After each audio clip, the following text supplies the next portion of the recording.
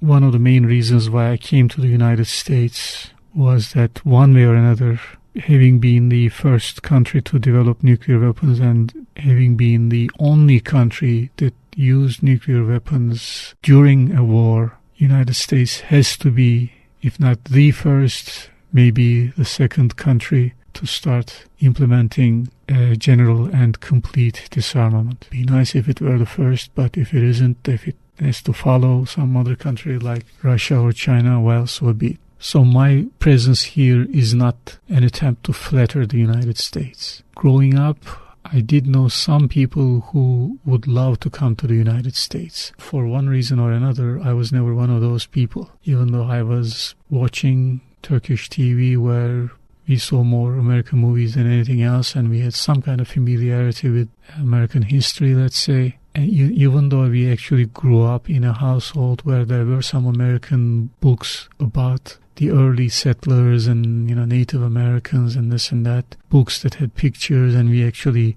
browsed through those books before we even began to read Turkish, let alone English. So even though I had this familiarity, I was never somehow impressed with the United States to the extent that I would come here just because I want to be here. No.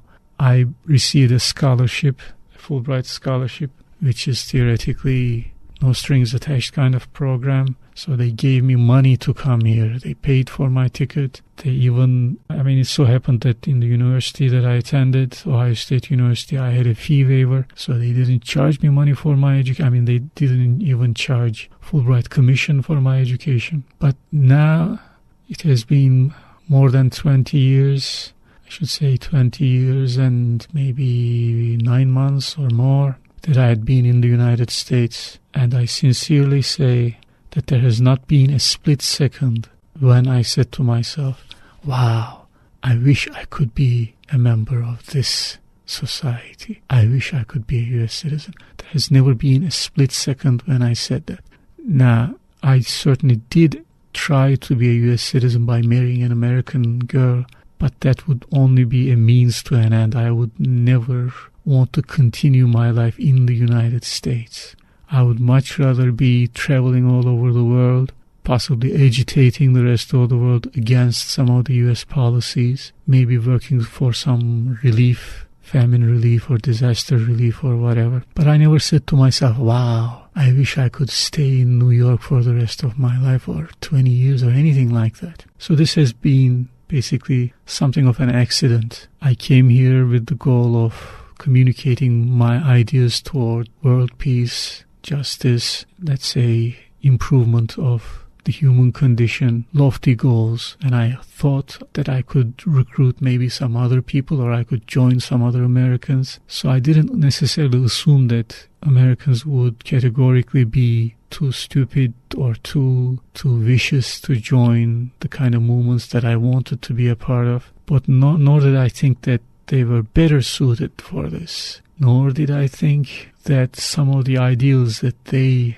seem to have enshrined in their constitution, or they flatter themselves that they had enshrined in their constitution, somehow compels them to do the right thing or anything of that nature. For a long time, I didn't understand the real reasons why people seem to favor democracy in the United States, let alone democracy elsewhere. I did see many people speak of democracy as if it is some kind of a cardinal, all-embracing virtue or whatever. I never made sense of it, and I had been critical of it here and there. I remember in Ohio State University, as part of our small meeting of Students for Peace and Justice members, and it was in a relatively large room, but a small crowd, maybe a dozen people, maybe a little more. One of the members, a youngish girl who seemed to have some interest in me for one reason or another, made a presentation, and she almost suggested that anybody who favors democracy has to also favor peace, because peace is necessary for democracy. I found this argument particularly distasteful.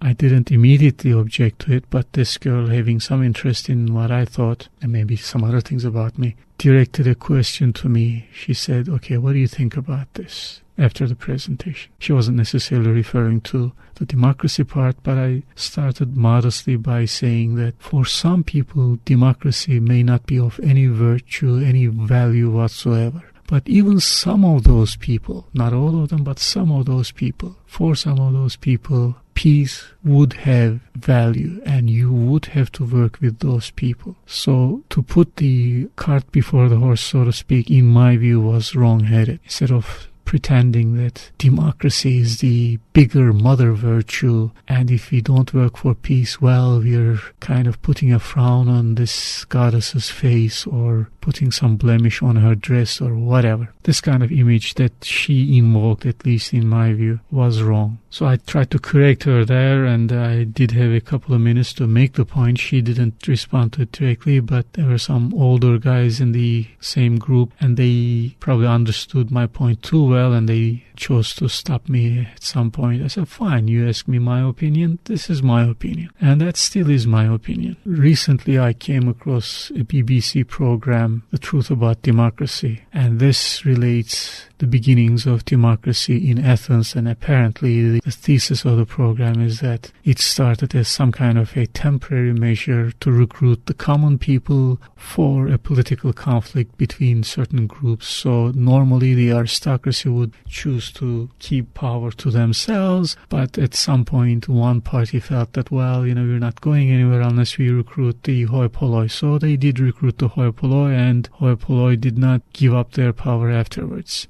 And it was stated in the same program that there had not been 2 consecutive years when the common people, obviously men, did not vote to go into war. In other words, for at least once every 2 years, they were involved in armed conflict, thanks to the votes of the citizens of Athens, and obviously voting citizens being the male members of a certain age. So whether this condemns women of Athens as well is another story, but anyhow, I find it kind of instructive. Obviously, I'm not assuming that Athens was the birthplace of democracy and that's the end of that no other society had democracy. I didn't make that assumption. But whatever it was, I think this is also something to note, that democracy is not necessarily peace-friendly, so to speak. And here I am in a radio station that regularly airs democracy now. I continue to feel that some of us, lovers of peace, need to make this point, that we may love peace but not necessarily democracy.